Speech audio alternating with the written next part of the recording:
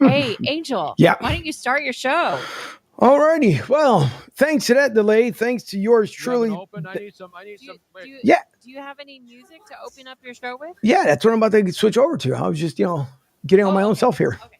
Oh, go ahead. He was vamping. All right. Yeah. Let's turn up. It feels good to see the world getting loose. Feels good to see the world getting loose. I don't know about you, Sack Noel. I don't know about you, Phenom. I don't know about you, White Shadow. I don't know about you, but I feel good. I don't know about you, but I feel good. I don't know about you, but I feel good. I don't know about you, but I feel good. I don't know about you, but I feel good. I'm 2+2, I'm for show. You down, I'm down, baby, let's go. You stop, you drop, baby, then roll. You twerk, you pop, booty so swole. I'd hate me too if I were you. And when it comes to billions, I'll take two. It's only one life, you don't get two. So live life, don't let it live you. I got a pocket full of $100 bills. Put on a jacket, cause these diamonds give you chills. 2 shots I'm running, 2 out I'm stunning tonight. Yeah. Look in the mirror, I'm like, who the hell is he? So many whips and cribs, I'm losing track of keys. Ooh, up to something. Ooh, yeah, I love it, alright. Yeah, I'm drinking out the bottle. Get loose, hanging with supermodels. Get loose, feel like I hit the lotto. I don't know about you, but I feel good. I don't know about you, but I feel good. I don't know about you, but I feel good. I don't know about you, but I feel good. I don't know about you, but I...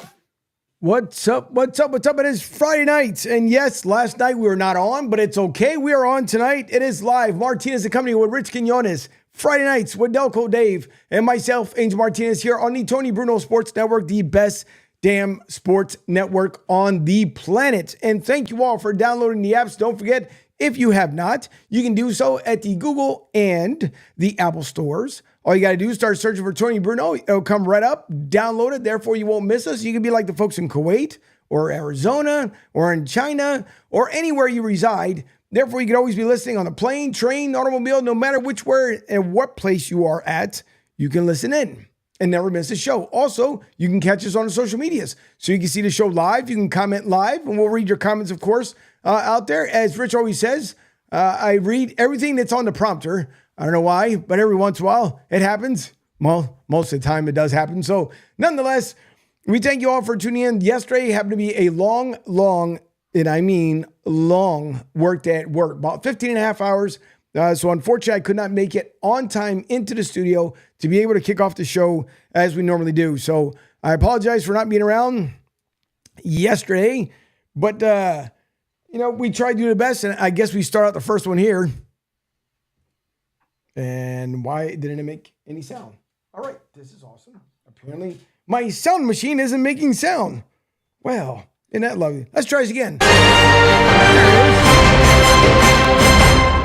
Starting tonight already, Joey B. Breaking news, Delco Dave in the house. Good evening, fellas. What's up, Joey B? We start off with the sounder here for the evening. Don't forget, you guys can call into the show at 844-644-8669, 844-644-8669. And even though the weekend is coming up, there will be no Bleacher Brothers on this evening. They're off on Friday nights.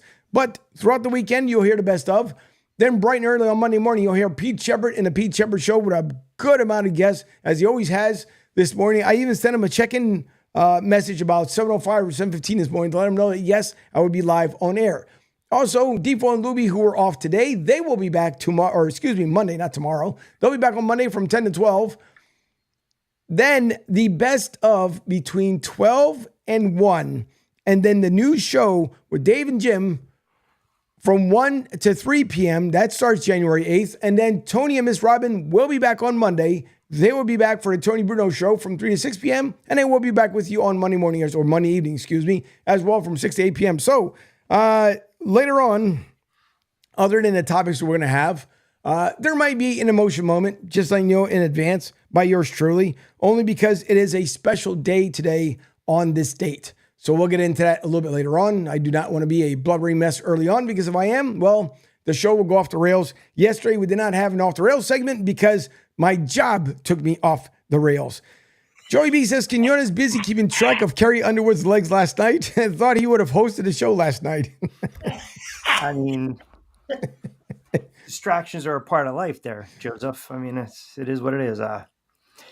Listen, we've had pilot error all week long. We had no bumper music. We had misfirings. We had Angel look like the Incredible Shrinking Man a couple nights ago. You know, Dave, you missed that. I mean, he was so far away. I just felt like I can just pick him up and stick him in my pocket. So, Carrie Underwood, yeah, waiting all day for Sunday night, which is going to be a hell of a game, by the way. Miami and Buffalo for the AFC East. I mean, listen, Rich, we all have our guilty pleasures, bro. I mean, it's just, I don't know what it is. As soon as she just starts with the walkout, like, no lie, I'm fixated on the trunks. That's it. Yeah, a buddy of mine, his girlfriend at the time, we were discussing Carrie Underwood. She was a huge Carrie Underwood fan, and I was talking about how I liked how like she took over Sunday night. I thought she did a great job, and this girl turns around to me. We're in a car. She goes, "Dave, you don't understand. I would suck the sweat out of her gym socks." I was like, "That's excessive." I was like, "I didn't even know all that." Good Lord. 7 minutes after 6, here we go on a Friday night. Yeah, the party started already. So if you guys aren't here, you're missing a lot. And Joey B says, uh-oh, Angel going to cry tonight? Sounds like me after Christmas music segments. No, they're off. Matter of fact, you guys are listen, Miss Robin, even though she has been sick, Miss Robin has been taking care of business. And you guys actually might like new music. And I'm not talking about the actual, not our stuff that we come back into, the actual break music. It's actually pretty cool. So we're done with Christmas, but you'll like, I believe, these songs in between the breaks. Joey B says, whoa, Delco Dave. Yes, listen. I'm here for you, Joey B. I'm here for you. Exactly. It's Friday. Definitely, indeed, it is Friday. And thanks for those who sent messages yesterday saying if we weren't on air, like I said, it was just a long day. Delco Dave coming in hard tonight. No pun intended. Wait, right. I want to make sure you heard it. It was my friend's girlfriend that made that comment, not me. Guilt by association, my friend. Guilt by association. Apparently, yeah. I guess so. But listen, nonetheless, it is Friday, which is a good thing, except for some of us, where I have to be back at work. So I was at work this morning at 4:50. The day before, I was at work at 4:50, left, 15 and a half hours later. This morning, I was there at 4:50, left this afternoon around 2 o'clock. And then tomorrow, I have to be right back in there again at 4:50, only because someone decided to put in this massive order. And they said we needed to buy X date. And then all of a sudden it was like, well, guess whose hours are getting changed? So yeah, yours truly used to go in at 6 in the morning. Now I'm going in at 4:50 in the morning. So yeah, big change. So it makes it for a long day by the time I'm done here. And then I'm over at Broad Street South doing shows that I'm producing afterwards, Monday through Friday. By the time it's all said and done, it's after about 10:30 at night. So I get to bed about 11:30. And then I'm back up and early at 3:30 in the morning, getting ready to go to work all over again. So, Joey B. Angel working harder than Delco Dave's girlfriend. Joey B's on a roll. It is Friday. Although, Joey B., we do not have the Bartles and James out. Not yet, at least. It's not there. Do they even make those anymore? Your guess is as good as mine. Yeah, I have no idea. Me either. I have no clue. Maybe they still do. I have not a clue whatsoever. Anyways, everyone waited. Obviously, yesterday we were off again because of work, but people were waiting around for this, Epstein list to come around. It's been much to do, really, truly, about nothing. First of all, I'd say the deposition letter that came out and whatever case may be, and then if they try to associate a couple people in there that were not even anything remotely to do with anything whatsoever. But it just seems like a huge bust. Nothing's going to come out of it anyway, so I don't know why everybody's getting all excited about it. Joey B says, Quinones has a Zima Gold in the fridge. Yes. Dude, I don't even think they make that anymore. Zima Gold? Hold on, I got to Google this. Zima in general. I don't think they make Zima anymore in general. I don't think so. I think the last thing I saw for Zima as a product was an energy drink and in a powdered form, not even in the bottled form. Probably banned on the market like in 1990. You think? Along with Jolt. Remember Jolt? Oh, that thing will give you a heart attack. And that made your heart race so bad, it was ridiculous. When I was in JUCO and I was working at the radio station and I was playing sports as well, playing soccer over there, you get like, your 18 classes, work at the radio station, you got practice 5 times a week, radio station during the night, jolt, like 3 of those a day. It was pure effing syrup. God knows what the hell it did to my insides. Well, take that with a 5-hour energy and then, that really get your heart racing. But Come down and crash, man. I think we had Rippets over in Afghanistan. Did you have Rippets, Angel, when you were back in? No. They used to send them over to us. I never even heard of them before that, but that was the thing. It was pure like syrup, caffeine, and sugar is all it was, and that's what we had. No, you got to remember, I got out in 97, so Ribbits weren't even around then. Yeah, probably not at all, yeah. No, yeah. So now we used to have, well, it was funny because this Sergeant Odom, great guy, such a great guy. We were in Haiti. Granted, it was during the day, I said about 118, 119-ish. It's just like freaking like the Vegas desert heat. And then we would still go get coffee, and a lot of times mix it up with hot chocolate. Just like a double shot of freaking caffeine, just a shot, not too bad. They're rich, just a little bit. But we would end up doing that and be just fine. Yes. As my producer comes in and says, Rippets are at the Dollar Tree. So if you guys want to get them there cheap, awesome. Yeah, get them at the Dollar Tree. There you go. Awesome. As she tells me from Studio B, but my producer always hard at work to make sure she's listening and give the people exactly what they want. Quinones from Joey B says, whoops, excuse me. Let me bring up. There you go. Can you talk a bit about boxing and how it's better or worse? Remember the old school huge fights held in the parking lot of Bally's, Caesars, etc. in Vegas? Crowds were better and they were louder. So, Senor Quinones, take it away. I mean, I don't know where are we going at? Does everyone want AC to be like the 70s or the 80s? I think if you are a novice fan, you probably don't know what's going on. If you're like a hardcore fan, there's some really good fighters out there, young fighters, but the golden age, 70s, 80s with the heavyweights and the American heavyweight, never going to get back there. And Atlantic City really, to be honest, doesn't support boxing like they used to. And that's unfortunate. They'll put on a card here and there in the Showboat or the Hard Rock. Borgata was big with the combat sports, but it's all about drawing the crowds, man. And the other thing is too, like the Saudis now can turn around and they can offer hundreds of millions of dollars. And you can have those fights over there, kind of like what golf is doing, right? So everyone's going for that Saudi money. So you're not going to get a substantial amount of big-time fights in the States. But look, to answer it in short without going around and around and around and around, the sport is fine. Dive into it. Look at some of the welters, the middles. Look at some of the cruisers. Look at the heavyweights. You got a lot of really good fighters. And it's just, now no HBO, no Showtime. You got to figure out other platforms to distribute. And we call it grassroots. Get younger fighters on certain streaming platforms. Like the fights that I do, that Angel knows on BXNG TV, Boxing TV, that platform is built for young up-and-coming fighters. So they can build their resume, they can build their record up, and all of a sudden 7-0, 8-0, 9-0. Then they would have typically went on a Showbox or an ESPN or the Zone or an HBO, little by little. So you need the local cards to grow the sport. But as far as AC, it tries. There's some promoters that are trying their best, but it's not a draw. I hate to say people are not coming to Atlantic City to watch boxing. They're going to Atlantic City to gamble. And then they'd watch a sport and or minor leagues. It's secondary. It's not primary. No. And I will say when I lived in Philly, obviously in the South Jersey region, I don't believe I ever went to one boxing event at all in Jersey. None. Even when, because I'm almost certain Tyson also had a couple fights out there as well, but I went to absolutely none. Joey B says, Quinones, I'm so old. I went to the fights at the old Playboy Club in northern New Jersey. Sussex County was fun. Dating himself. Yep. Sure is. Wow. Yeah. So there's definitely a room for grassroots in boxing. With the success of Bud Crawford, like boxing's picked up in popularity in like Nebraska, where I live at now. Like people talk about it all the time.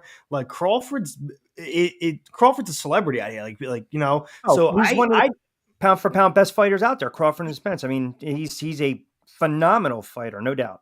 Yeah, and people are getting, like, at least the friends I know that are getting their kids into boxing. Like, I know a couple of my buddies that have their kids getting boxing. So there's definitely room for the grassroots movement. Like, and people love Bud Crawford out here. Like, when he's fighting, they make it premium viewing. They will plan parties. They'll make sure they're going out. So there's definitely room for it. Yeah, no doubt. I mean, the Midwest, you have the local and small cards, but it all goes back to just, it's got to be embraced in certain states. It's got to be embraced with certain fighters in certain cities. You go down to DC, they call it the DMV, right? Boxing on the Beltway. My guy, Gary Digital Williams. You got Baltimore, Maryland. You got DC, Washington, DC. You got Baltimore. You got Delaware. You got Virginia. There is a staple of big time, young, up and coming prospects and fighters. But the problem is boxing is so friggin' corrupt. And a lot of promoters are fucking shady as shit.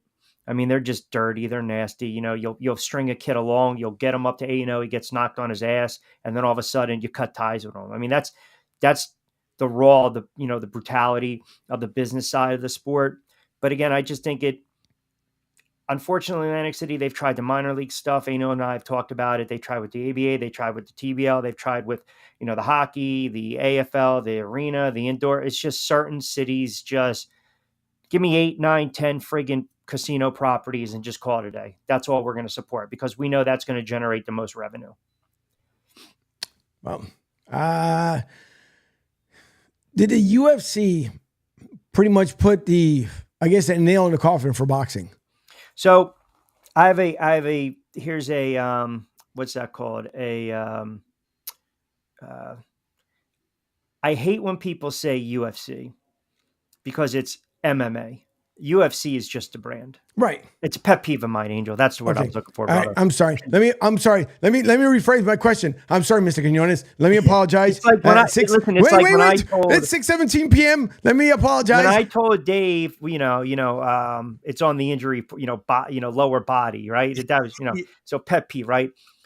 No, because if you look at the numbers, it's very comparable with certain pay-per-views. But MMA, mixed martial arts, and what Dana White has been able to do, it's phenomenal. But the funny thing is, eventually you can kind of start to see he wants to get in bed with boxing. Look where we've gone, right? So we've gone from traditional fights, then celebrity, right, with the Feldmans, and then Feldman does the bare knuckle boxing and whatnot. Now we have the Jake Pauls of the world, right, who are YouTube sensations who are now taking the sport to the mainstream, and he's promoting female fighters, which the female fight game is on a ridiculous hot streak and rise. So everything's going to come full circle, and MMA is going to start to get into that, right? Let me get some of these guys, these crossbreeds, these celebrities to get inside the cage. We only do it with boxing. Get these guys now in the cage. Well, we kind of started to do it with, the Silvas and the Pauls and the back and forth and the Nate Diaz. So there's room for everything. There's room for everything. I don't know. Everyone, like, it's so funny. All you heard was Dana White talk, out of his ass about, I'll never get in bed with this. I'll never get in bed. Bullshit. You know why? Because if it's going to make you a buck, you're going to get in bed with it. Period. Yeah, if you're getting paid, you're going to go do something. And boxing and MMA have such an overlap in fan base. Yep. You're appealing to the exact same fan base. You know what I mean? Yeah. Like, I'm sure there's some purists like, oh, I only want to be a boxing fan or I only want to be MMA. But for the most part, you're overlapping. Most of those casual combat sport fans, they're going to watch them all. Yep. Yeah. No. Agree.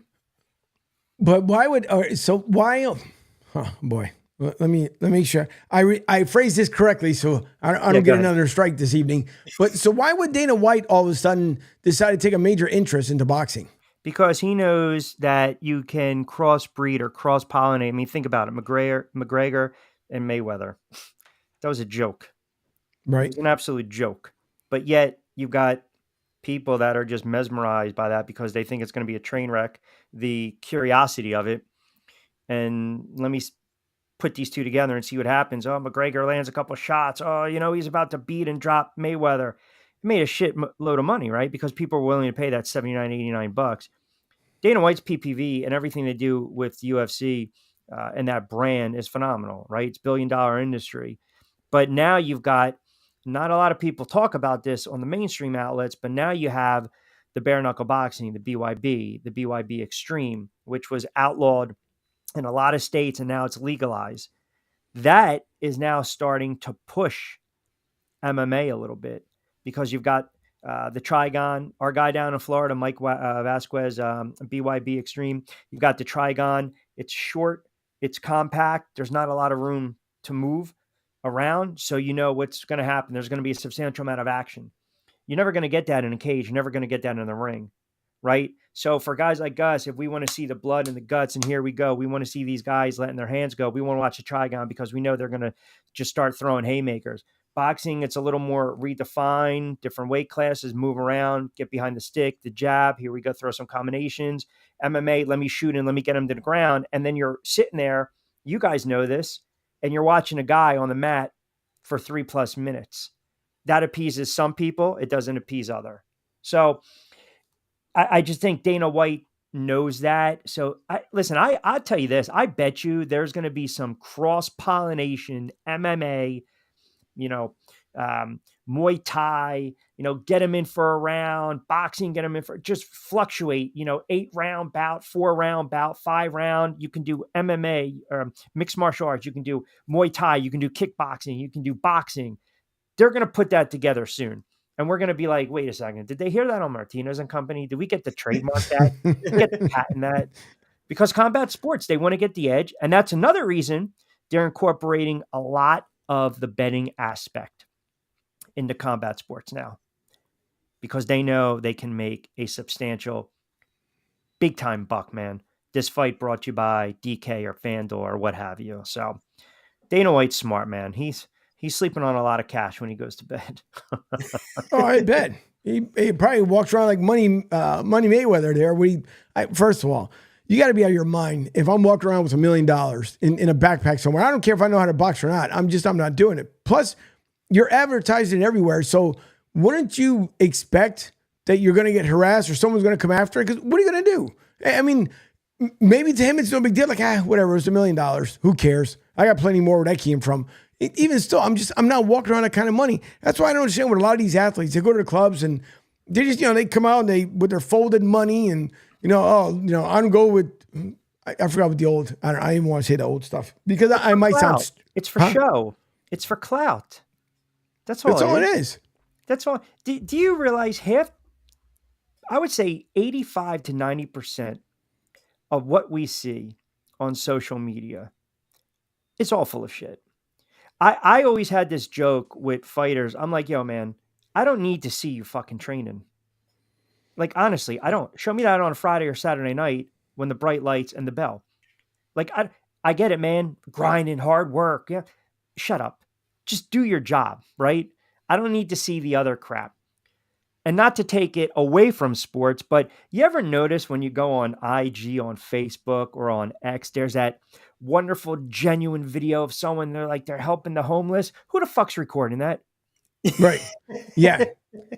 Yeah. They're just like the one guy, he's been around like for the longest. He's always walking up to somebody, hey, I got you this car. Hey, I got you this. Like, you have no idea who this person is, but just magically there's a whole recording crew. Not only just the guy behind him, but there's another guy in another car. There's another guy now with an overhead shot. There's a drone that's coming out.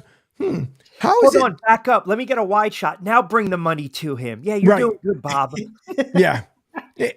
Listen. But, it's just like today, which I was not privy to it until my producer told me just before we went on air.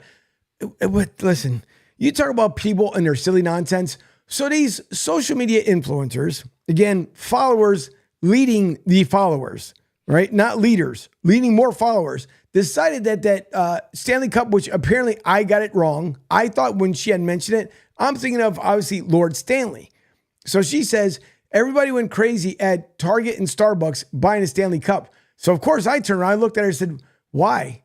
I mean, it's not even until like June. So why the hell would anybody be buying a friggin' Stanley Cup? Not thinking obviously of the Stanley brand. So these dopes have put together this, it's a $40 Stanley Cup. And the only reason why it's popular because I guess you can put, like she was telling me, snacks like marshmallows, potato chips, whatever it is, and it's on top. It's like a coaster thing that fits on top of it.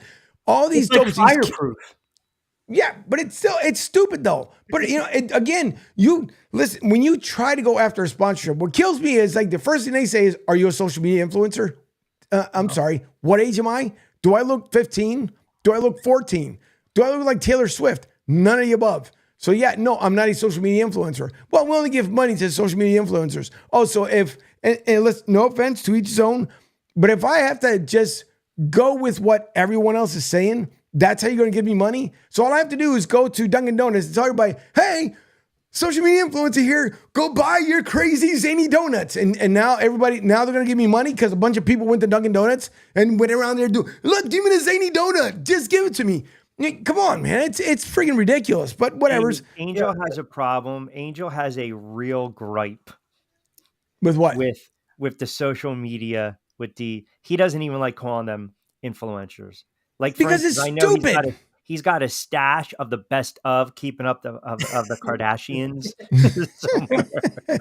Well, he was mentioning the ages about how old am I and all that stuff. Like, oh, I'm not that young. I'm the youngest one on this show, and I can't log into my Instagram on my phone because I don't know what email I use to sign up for it. But I'm able to log in on my laptop, so I don't want to reset the password on my phone. So I'm not sure I can get back in on my laptop. So that's the only place I can access it because that's how much of a boomer I am. That's funny, man. It's stupid. I swear it. That's horrible. He's like, you know what? I don't want to reset my password. I'll just get a new phone. Yeah. Well, I don't know how to. Yeah, because I don't know what the email is. So I know I'm logged in and it's saved it on my laptop, right? So I'm like, okay, I can log in on my laptop. But if I try to reset it on my phone, I don't know what email the reset code's going to go to. And if it logs me out of my laptop, then I can't access it at all. So I'm like, oh, at least I have half the access right now. Yeah. Kids, man. What? It's the same way with Facebook. How is it someone can hack your Facebook account and then there's no place to call? None. Like, you're basically at their mercy. And it's probably some dummy just sitting there like, look at this loser. Oh, you got hacked. All right, guess what? For 70 days, you're not going to get into it, loser. You probably also left your password as password. So it's just, how can you have this conglomerate company in not one place to be able to call and say the issue that you're having? I don't get it. You know how those phone lines would be bombarded? How?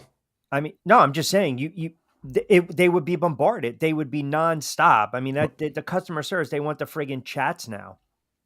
Plus, I'll be honest. I know what most of my problem is. And it's my wife because she helps me run my stuff. And when she can't log in, she just resets shit. And then I don't know how to log into my things anymore. I can't get a hold of her. So wait a second. You're saying she's not giving you that information? Yeah, she's taking my own information away. We're going down a foxhole now. A whole new can of worms.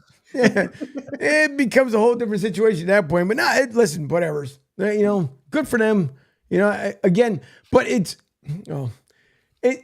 like a double take as well, because you can't turn around and make all this money. Then you do something stupid and said money gets taken away because of what you did. So if your whole idea, like the one girl, I will give it to her, before she was even a social media anything, period. All she did was she went to Dunkin' Donuts. She got a drink the way she likes it, right? And there was nothing special about it. Not like she went in with a camera crew, nothing else. All she did is she walked in, she asked for the drink that she particularly likes, and she just pointed it at the freaking camera and just said, my signature drink. And kaboom! She gets millions upon millions of followers, and then Dunkin' Donuts reaches out to her, tells her she's now the spokesperson, whatever the case may be, for 6 months, gets like $2.5 million from Dunkin' Donuts, and her picture with her drink is up there at Dunkin' Donuts. Now, I go do the same thing at Wawa. You know what Wawa's going to do? Do me a favor. Can you post nothing up there, please? You're not young. You're not anything else. All you are is just some random guy with a coffee cup. Please don't do this again. That's what I would end up getting. It's just ungodly ridiculous, but whatever's. Anyways, as we go into the break, we thank you all for tuning in and watching us. Yes, we are back. Yesterday, I had the night off, unfortunately, because, again, primary work, came a calling, and so there's things you have to do and hope to get off at time, but, it happens. Anyways, after the break, we'll get into some NFL talk, obviously, because we got to find out who's going to win, who's going to lose, who's sitting, and does anyone really care what the Eagles do at all? Seriously? I decided to take the Nick Sirianni route and put on the Sixers hat since, now he's sporting the Sixers. I figured I will keep the Sixers humbled and on ground rather than going off the rails the way Sirianni is right now. So, yeah, they're playing the Giants. Okay, whoop-de-doo. We'll talk about other games. We'll get into it. So, you guys will like, again, the Christmas music is gone, but I believe that you may like this one. As a matter of fact, I believe you'll like it so much, you might get up and dance. And then at 7 o'clock, I won't wait till the end of the show. 7 o'clock, we'll talk about the special day, what is today, January 5th. So after this, we'll get into a little bit more. Don't forget, you guys can call 844-644-8669. 844-644-8669. So we'll get into a little bit more right after the break, but get ready to put on your dancing shoes. You know I got a break. You're listening to Martinez and Company That's right. on the Tony Bruno Sports Network.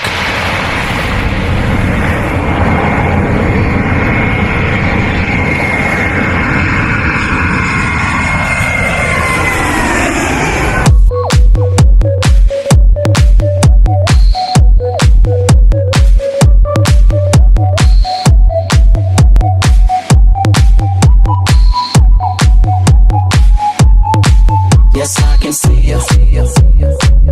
'Cause every girl here wanna be you. Oh, she's a diva. I feel the same and I wanna meet her. They say she low down. It's just a rumor and I don't believe her. They say she needs to slow down.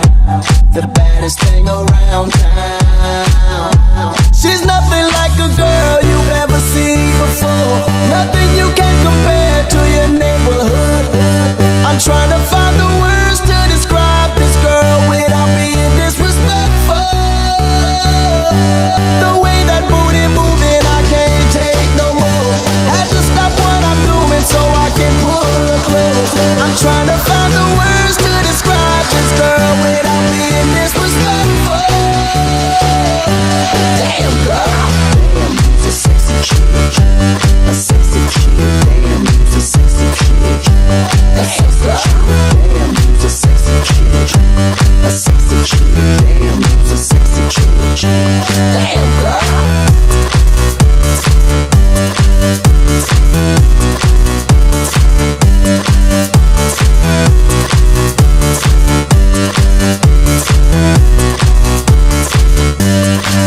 Yes, I can see you.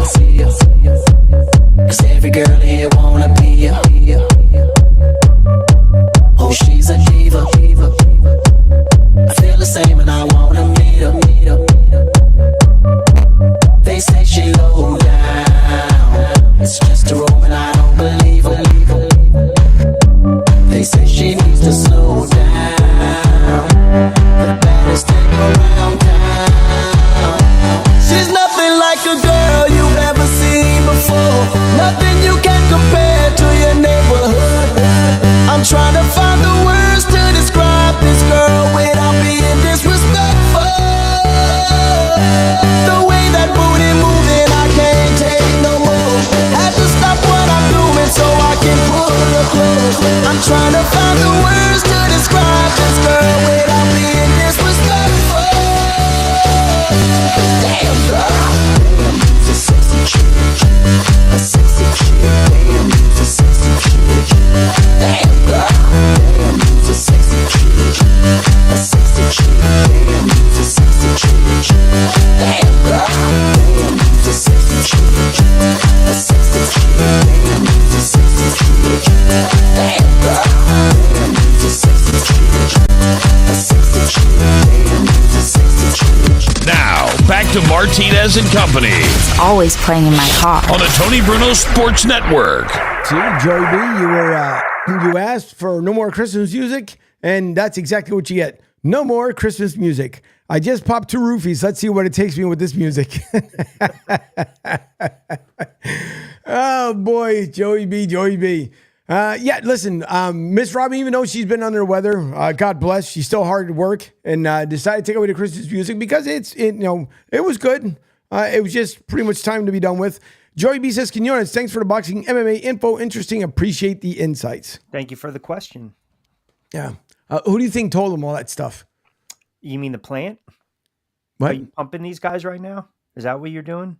Didn't we have an issue with this the other night when someone was texting in the show and basically we exposed a texter for a guest of the show? Yeah, pretty much. It's one of those things. There's a couple of things that I kind of piqued my interest here a little bit. One was that Max Crosby hopes to retain interim coach Antonio Brown because he said he's tired of losing and he's tired of change for the most part.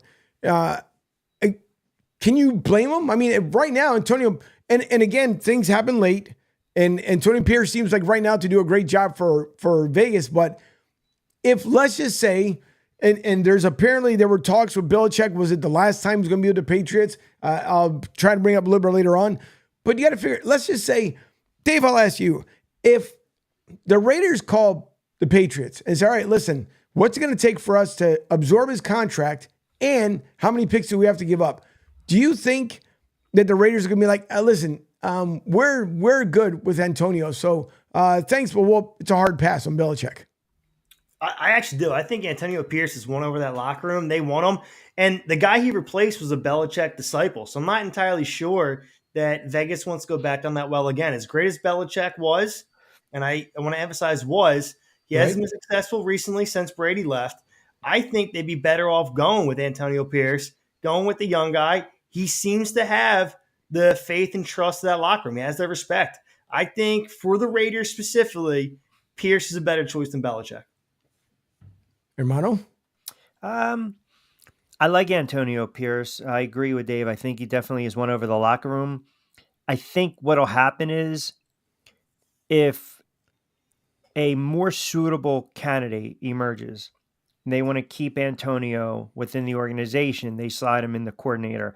I don't think you have to retread with a guy like Belichick. Now, the X factor in all this is see how it plays out Monday night in the NCAA championship game, right? Because the speculation is, let's say Michigan wins, whether it's a close game or not, or they blow them out. They blow out Washington. The talk is that Harbaugh now, who's going to open up the checkbook? I from what I'm hearing and I'm reading the tea leaves on this one, I think Harbaugh is bound for the Chargers. I think it just makes sense. I also think Belichick, the best fit for him would probably be, as I alluded to, go down 95 with Washington. So, as far as the Raiders, I would love to see them give Antonio Pierce a shot. I think they go a little outside, so to speak, and allow him to just kind of stay on. But Right. Dave's 100% correct. I mean, he's won over that locker room. And look, you beat Kansas City. That's a signature win for them, for a young head coach. Yeah. In Arrowhead, in an island game. Like, they did it in front of everybody. Oh, yeah. On opposing team turf. That was a great win. I mean, I don't think we've discussed them a couple times. I don't think Tomlin is out of Pittsburgh, but No. I would say I think Tomlin would be the only one that you would consider against Pierce. But I think it's going to be Pierce. I think he's done enough. Harbaugh, I agree with Rich, is bound for the NFL, win or lose. I think Harbaugh's done in Michigan, win or lose. But I think Pierce is going to be the guy in Vegas. Yeah. See, I think it's the same way too for me. It's like Pierce, that he's done enough in there. I mean, he's gotten the guys. He has complete control of that locker room right now. But we've seen this before, where guys they love the flavor for the moment, and then God forbid something goes wrong during the off season. Something happens when they get ready to go into next year. Like all these goofy little factors that'll end up happening, and then all of a sudden it becomes. Maybe not so much. It's one of those, I don't know, one of those weird things to me is what I will say. You talking about guys that fired, the retreads, or are you looking at guys that are looking to maybe say, hey, this might be the best landing spot for me? Like in the case of Harbaugh, Gruden, those are names that we just basically recirculate year in and year out, right? We used to do it when Peyton was doing TV. Belichick, there's some talk that Belichick, might be given a, hey, you want to leave? Go ahead. We wish you nothing but the best. We're not going to, quote, force you out. You know, Right. when the Giants got rid of Tomlin, I'm sorry, when they got rid of Tom Coughlin, it was more of a, we're not forcing you out, but we're forcing you out, right? Right. And his press conference was very, let's just say, you know, he made a point to know that, you know, he can still coach. To Dave's point, Tomlin can still coach. I believe Belichick can still coach. I think it's run its course in New England, to be quite honest. And, you know, he's still a very good defensive coordinator, great defensive mind. I think I have to maybe cut down the head coaches that I thought were on the potential chopping block because, you know, over the last several weeks, they've some of them, look, McDermott saved his job. I mean, look at the run Buffalo's been on. So They might be the most dangerous team in the AFC playoffs. It might be Buffalo. How They about still Cleveland and Joe Flacco? Yeah. Cleveland, Joe Flacco, man. But they also talk about that Joe Flacco could be the comeback player of the year. Yeah. They, you know, everybody talked about DeMar Hamlin. And let's make Who your hasn't judgments. played a game? Huh? Who hasn't played a game? Right. So Yeah. how can you make him the comeback player of the year? But you got Joe Flacco who's thrown over 1,500 yards in 3 weeks? Yeah. I mean, it's insane. So, you know, he was sitting at home basically on the couch. Now you got to figure. And I know of course, people are going to say, well, you know, he came in late. There's going to be other stuff. I know Pete talked about it this morning saying, I'm pretty sure it was Pete, where they were talking about they had spent so much money, obviously, on the current starting quarterback that hasn't played because of injury. Right. But my thing is that, okay, so you did bring in Joe Flacco. Even if you try to dump Deshaun Watson and keep, let's just say, just for hypothetical purposes, Joe Flacco for next year. Yeah, you can get him much cheaper, but then how are you going to get rid of Deshaun Watson's contract? Because that means that, right. You're not. So 2 things. The DeMar Hamlin point you bring up is a great one because from a betting standpoint on BYP, I my guy, the prop, great follow on social media at Professor Shine. He said, look at the futures for next year. If DeMar Hamlin's on the Buffalo Bills roster and plays a couple snaps, it's going to be him. He said, you know, but we were talking about Dobbs a couple weeks ago. Great story.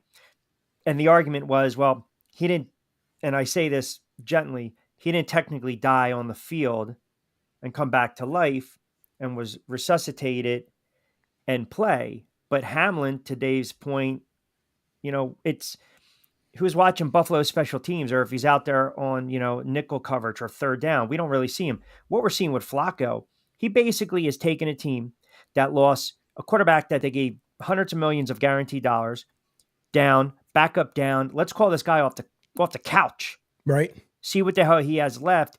And now there's, you know, not only comeback player of the year, but you got to look at the head coach, Stefanski, head coach of the year. And all of a sudden, boom, do you want to play the Cleveland Browns in the playoffs? Right? I mean, can you imagine if the Browns beat the Ravens in the AFC Championship and the Browns go to the Super Bowl? Flacco is going to get a job probably as a starter or bridge quarterback after this season, probably a 2-year deal. But their Watson situation, I mean, you talk about friggin' buyer's remorse, man. You're giving that friggin' clown hundreds of millions of dollars guaranteed every friggin' penny. Yep. And what? Wait, and then on top of that, so that Watson contract, right? And then Baker Mayfield has rediscovered himself down there in Tampa. That's the other side of that coin. He's got that Tampa locker room is bought into them. Everything that I've heard, his teammates love him, the coaching staff loves him. Yeah, they're not blowing the doors off of anybody. The record's not amazing, but they're probably going to make the playoffs. And if he wins one game, that's a lot more than Deshaun Watson's done for Cleveland. Yeah. Yep. It is. But again, by the way, 2 things by Joey B. One, he says rush hour in Lincoln, Nebraska for Delco Dave. There are legit trackers on the road. There are actual trackers on the road. That's not an exaggeration. And then for me is the pretzel morning rush hour Tampa Metro. And then obviously the delivery truck. Yeah, pretty much that's it. He's on point on that one. But no, I mean, okay, let's just say hypothetically that Cleveland says, all right, you know, we had you. He knows the kind of bonuses that he can end up having going into it. And if he gets to the Super Bowl, I think he's only missed 1 bonus, if I remember correctly, from the loss that he had. So if he continues to win, the bonuses continue to get bigger. Incentives. The incentives, excuse me, yes. Yeah. I believe the biggest one would be if they were to go to the Super Bowl and win, I think it was it $5 million? If I remember correctly?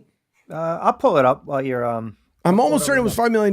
Joey B says, Baker Mayfield, Tampa's first son now, if he gets them to the playoffs.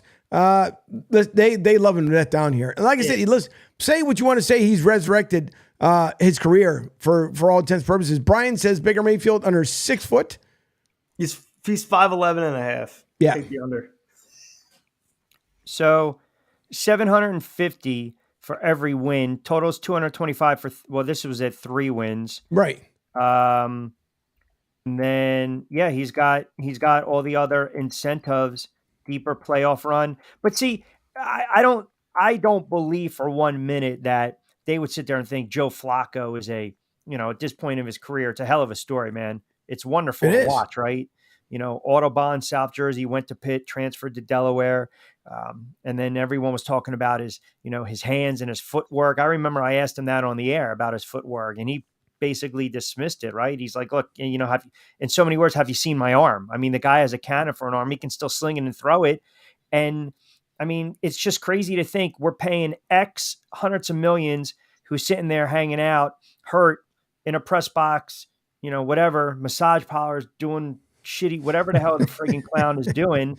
And we got a guy who comes off the couch and he's leading us not only to playoffs, but maybe a deep playoff run. And it would be one of the most remarkable runs, I think, over the last 30 plus years in sports. If the Browns led with Joe Flacco, make a run deep into the playoffs and get to the Super Bowl, if they win it, I mean, it's a movie.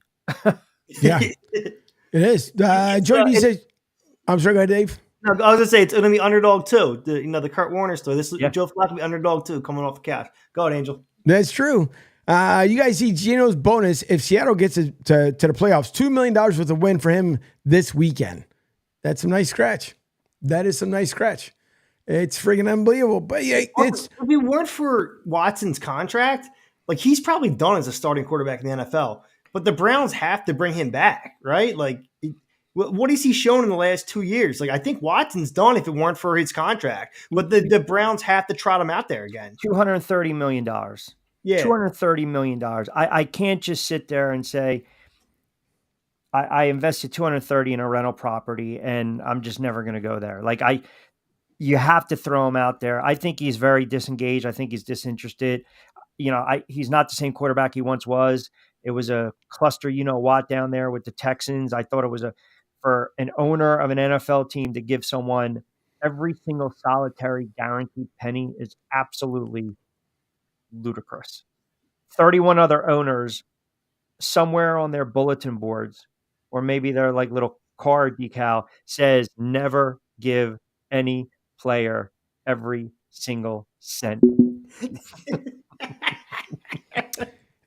See, for sure. But it goes, and by the way, Joey B, when Joey B might be spending actually that amount of money on a Dunkin' dozen donuts, because it used to be cheap, but he says he'll get $2 million for a win. I'll get to buy the Dunkin' Donuts for my kids' hockey team with a win tomorrow morning. So good luck with that one. But yeah, I think dozen donuts, I want to say it's almost like $15. Somebody walked in not too long ago. It might have been like 2 weeks ago. I stopped at Dunkin' for a coffee run.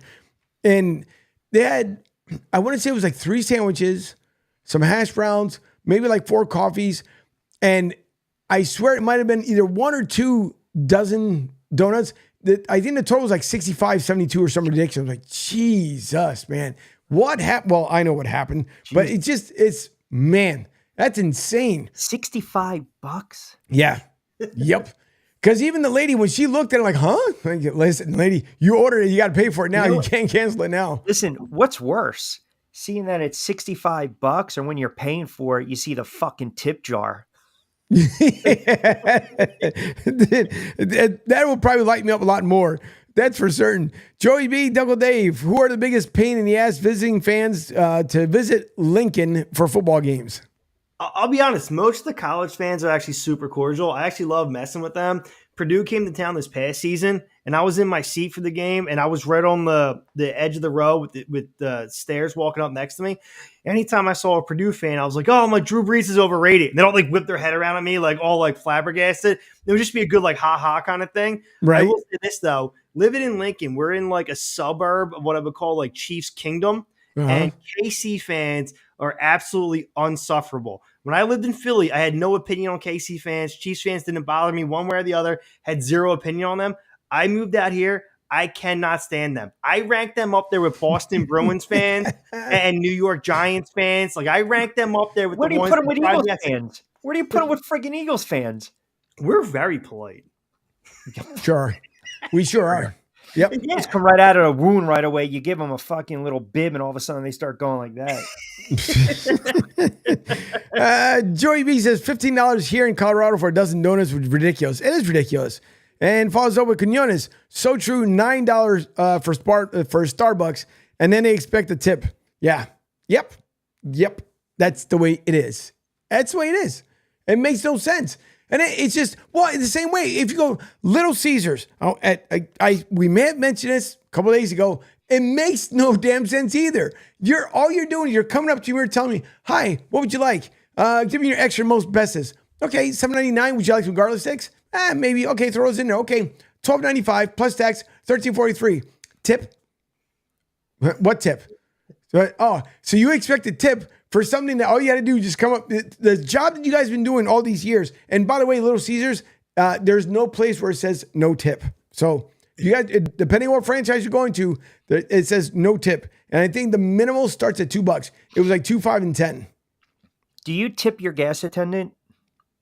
No, I pay my own. I pump my own gas. Oh, I forgot. Florida pump your own gas. Yeah. Yep. See, in the wintertime, I'll throw the guy $1 or $2 because they're Really? outside in the friggin' cold. Yeah, I also pump my own gas in 11-degree weather.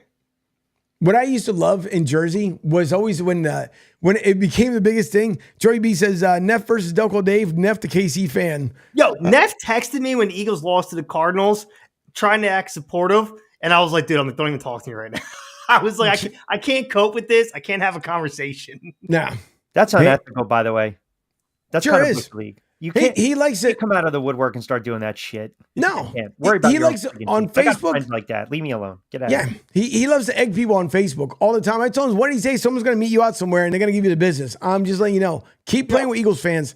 That there's certain things that get them aggravated. You want to play around, you're going to find out real quick what's it like. But it's just back to the pump and gas thing though. Yeah. I was dating this girl who was from South Jersey, right? And she was driving over to my place. I was working as a CO at the time. I was working second shift. So I'm getting done work at 10 o'clock. She's like, I'll just come over and meet you at your house, right? So she has to drive over the bridge and stuff. So she stops to get gas. It's like, 10:15. I'm walking out of my shift from Graterford. And she's calling me. She's like, what's going on at this gas station? She's like, it's the one by your grandparents' house. And like, nobody's come out yet. I'm like, what are you talking about? She's like, I've been sitting here for like 10 minutes and like nobody's here. I'm like, yeah, you have to get out and do it yourself. She goes, how do I do that? I was like, no. I'm like, I don't know what I'm going to tell you, babe. Now, did you break off the relationship at that moment or after she came over?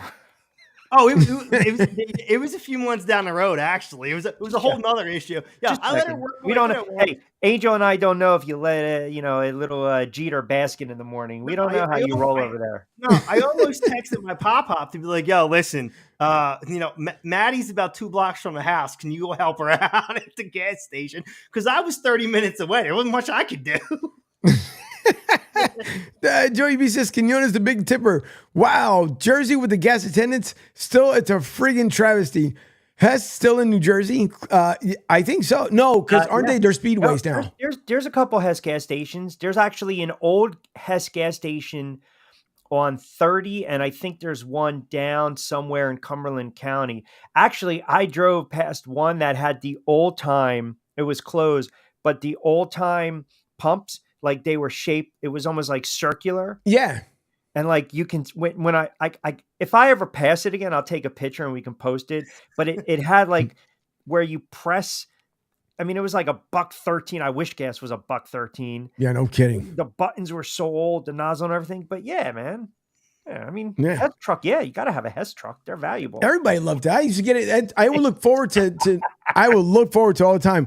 Joey B says, laughing my ass off. Delco Dave leaves a steak sandwich at the doorstep on the way out at the basket. That's awesome, Joey. That's a good one. That would be good. Great.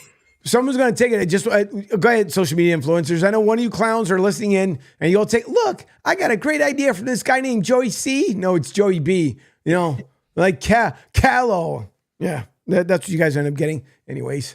Joey Callow? Exactly. Callow, he's dead. Yeah.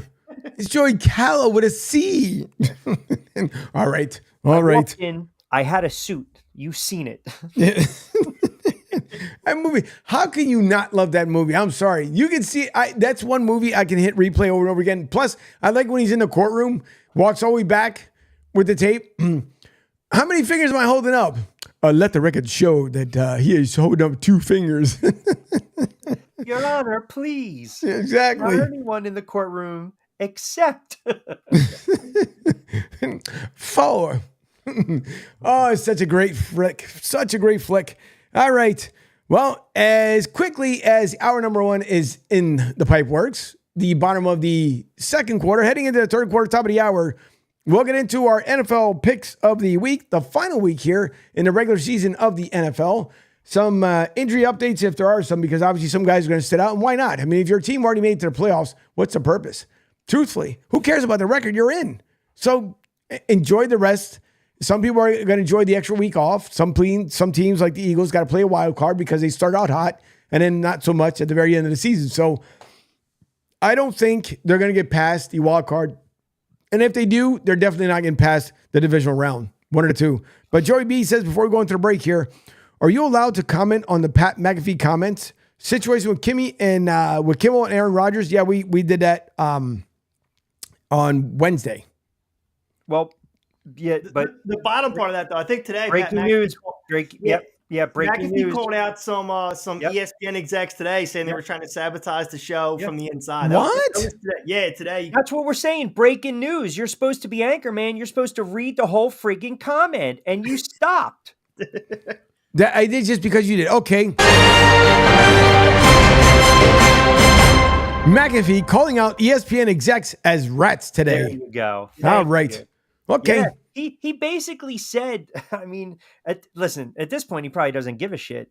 You know, within, they're trying to sabotage, within. And he literally called, I mean, he named names. He called. By name, yeah. He was doing a Henry Hill. Okay. So, but, all right. So let's say he gets let go by ESPN. Yeah. He's not going to, again, they get him contract, detrimental to the establishment, whatever you want to say it. So would DraftKings then offer him that big lucrative deal where he should have stayed and made more money other than ESPN? That's why I was wondering. See, listen, it's been okay. All right. Here we go again before the break.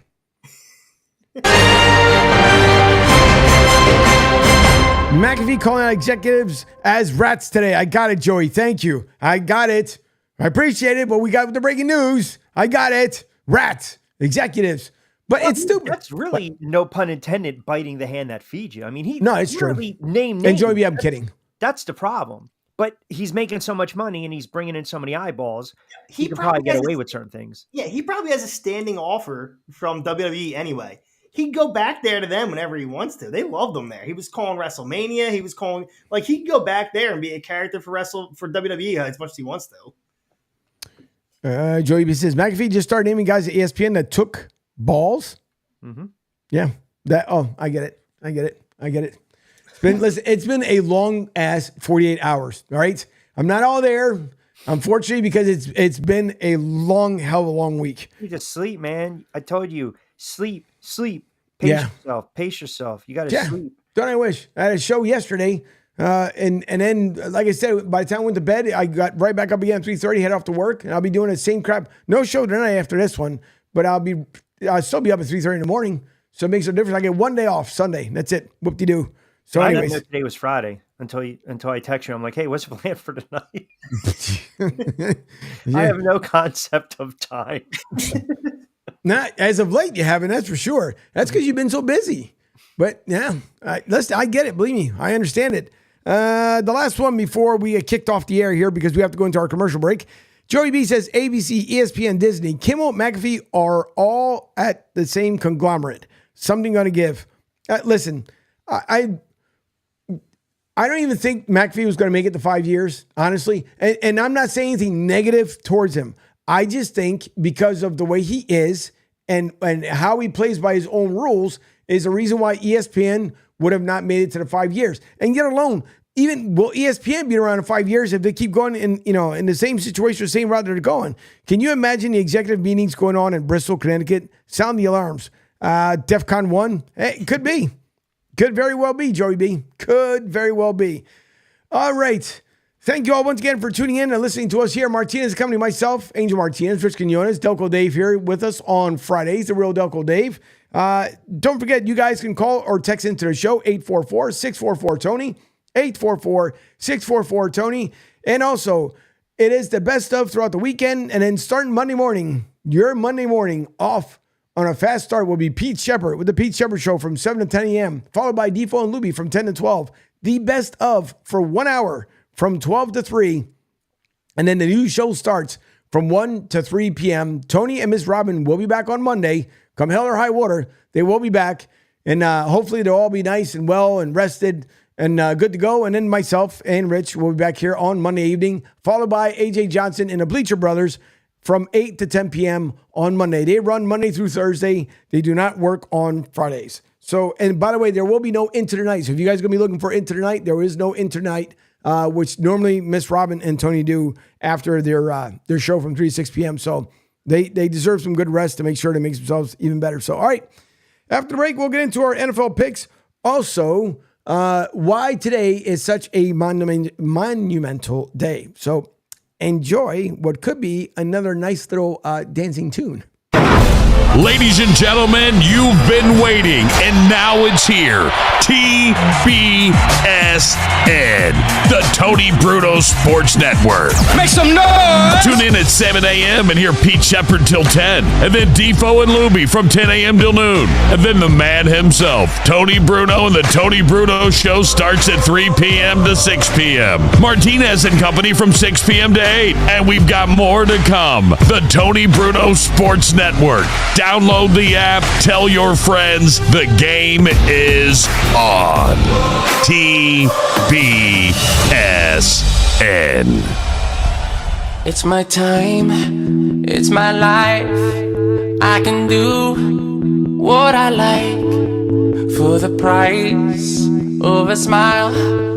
I got a ticket to ride, so I keep living 'cause it feels right and it's so nice, and I do it all again this time. It's forever, it gets better, and I like how it feels. I like how it feels. I like how it feels. I like how it feels. I like how it feels. I like how it feels. So just turn it up, let me go. I'm alive, yes or no, never stop. Give me more, 'cause I like how it feels. Oh yeah, I like how it feels. You know I like how it feels. Oh yeah, I like how it feels. Show me love. Third quarter here, Martinez and Company. Yes, and that little jingle was provided by yours truly. No, it was not part of the lineup, but hopefully you guys ended up enjoying it. Some people like how it feels on Friday. And wait, I got some sort of echo. Where in the world did that come from? That sounds regular. It doesn't sound choppy. This is awesome. This is awesome. Well, it sounded like it was in slow motion, like some looked like Tony was drunk. Was that you, mister? Was that you, mister? In hell, in hell, in hell. Where all of a sudden is this coming from? Today. I consider myself the luckiest man. Where's it coming from? Of the universe. Is that you, Slick? What show is this? I don't know, but I think Somebody's messing around. Which one is it of you two? No one's doing anything. So how in the world am I getting a feedback? And now a few moments and a word from Lou Gehrig. As I stand here before you, Wait, somebody turn off the mic. Wait, somebody turn off the mic. What the hell happened? You good now? There you go. Somebody's screwing around with the system. You're good. Everything's good. No, I just had to reset the live on air because someone's screwing around with the actual system. Well, I mean, it's not Dave or me. We're just I have no ability. There's no, as I look across, I see many. Yo, Rich, you were killing me with that, man. I was losing it. Oh, it's back now. No, it's not. It's echoing again. No, it's not. It's echoing again. You're gonna hear a delay. I'm hearing the echo again. I'm hearing the echo again. I don't understand why it's so bad. It can't be because I'm telling you right now the mic is off. Like I'm looking at right now at the live radio set and the mic is off. Do you remember the scene in Spaceballs? If not when, now. Oh, you just missed it. I swear I don't get it. I've got fucking tears in my eyes.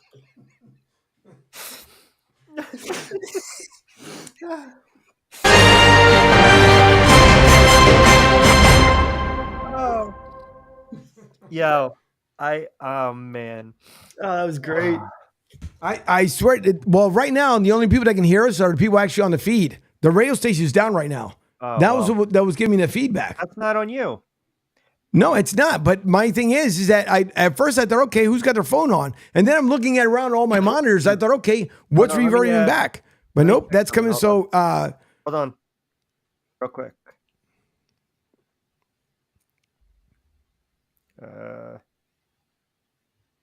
Nope. Yeah, I went online, nothing. Yeah, well, let's see. I was about to laugh if I heard the today. It may have finally gone away. I don't know yet. Hopefully it will. I just rebooted the radio station back up, so hopefully everybody can hear us back on the apps. I have no idea what the heck it was all about. Oh man, that was great. I'm gonna snip that. Yeah, that was so good. Unless someone logged in literally into the studio, unless someone logged in over to Nextcast, that was the only way that was going to end up happening because I ended up getting an echo and they were turning the mic off. Listen, we're only 5 days into 2024, but I hope that makes the end of year bloopers. I feel like we set the tone for end of year bloopers right there. I just think it was just. I think it was just perfect. As Joey B says that Fuji is a hacker. Listen, things have happened. Oh, Jesus Christ. Delco Dave says they're gonna pop an artery. He's laughing so hard. Yeah, Rich is killing me. I'm like, all right, hold it together. Don't say anything. Rich is just like, today. I was like, all right. No, I freaking idea. It made no damn sense to me. It really didn't. But whatever's. Apparently, if someone tried to be funny, then haha, because obviously it screwed up the station. So I guess the joke's on me and them at the same time. Delco Dave needs to get something to drink. Yeah, well. Yeah. Hey, by the way, so McAfee said there are folks actively trying to sabotage us from within ESPN. More specifically, I believe Norby Williamson is the guy attempting to sabotage our program. Wow. Yeah, that was the guy you mentioned. He said there was fake ratings releases and stuff like that. Yeah, it was awesome. It was great. Yeah, it was great entertainment. He said Williamson is seemingly the only human that has information, and then somehow the information gets leaked and it's wrong, and then it sets a narrative of what our show is, and then we are just going to combat that from a rat every single time. Wow. Holy moly. But why would ratings? I don't understand though. So what would be his motive behind it? I think this is, again, just my theory. After the whole Aaron Rodgers stuff, okay, I think someone probably got in his ear and was either like, you can't have Aaron Rodgers on anymore, or We got to police it a little bit, give us a rundown. And then McAfee's response was pretty much, listen, when I took this gig, you gave me total autonomy. Don't tell me how to run the show in so many words, right? It got back to corporate again. We talked about this the other day. ESPN, right. Walt Disney, here we go. The NFL, everyone's in bed with each other. So it's a conflict of interest. McAfee still has that ego because ultimately he was a player and now he's a mega star on the media circuit. So he's got that clout. So his retort or response is probably, some fucking suit's not going to tell me how to run my show. The money they're paying me with my guys, we bring in the eyeballs, we bring in the advertisers, and then it just manifests itself from there. And then there are more leaks that are probably coming out from the mothership. Again, speculation, right? We've seen this before with the Stephen A's and the Skips and the Shannon. This guy's got an attitude. This guy's now doing this. This guy's doing whatever he wants to do. And he just decided, I'm going to piss in the wind and I'm going to fire back at them and see what happens.